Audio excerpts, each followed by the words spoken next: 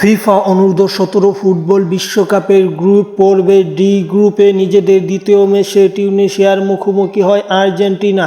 দুদলই অত্যন্ত জমজমাট লড়াই হয়েছে, কেননা তিউনিসিয়া ছিল পয়েন্ট টেবিলের শীর্ষে এবং আর্জেন্টিনা ছিল 2-এ, তাই ম্যাচটি জমজমাট হয়েছে। ম্যাচের প্রথমার্ধে কেউ কোনো গোল করতে পারেনি এবং সেকেন্ড হাফে মূলত 67 মিনিটে আর্জেন্টিনা 1 গোল লিড নেয় এবং পরবর্তীতে এই 1 গোলের লিড নিয়েই ম্যাচ শেষ হয় এবং 1-0 গোলে এর ব্যবধানে এই ম্যাচটি জিতে যায় আর্জেন্টিনা এবং এই ম্যাচ জিতে 6 পয়েন্ট নিয়ে পয়েন্ট টেবিলের শীর্ষে আছে আর্জেন্টিনা। অপরদিকে 3 পয়েন্ট নিয়ে এখন পর্যন্ত পয়েন্ট টেবিলের 2 নম্বর স্থানে অবস্থান করছে তিউনিসিয়া, কেননা কালকে আরও কিছু ম্যাচ অনুষ্ঠিত হবে এবং সেই ম্যাচগুলো অনুষ্ঠিত হলেই পয়েন্ট টেবিল পরিবর্তন হবে এবং আর্জেন্টিনা মোটামুটি বলা যায় আর্জেন্টিনা নকআউট পর্ব নিশ্চিত করেছে। শেষ 16তে আর্জেন্টিনার প্রতিপক্ষ কে তা নির্ধারণ হবে 9 নভেম্বরের আর্জেন্টিনার শেষ ম্যাচকে সামনে রেখে। শেষ ম্যাচ শেষ হলে মূলত সব কিছু জানা যাবে। তার আগে যারা চ্যানেলটি সাবস্ক্রাইব করেননি, চ্যানেলটি সাবস্ক্রাইব করে রাখুন।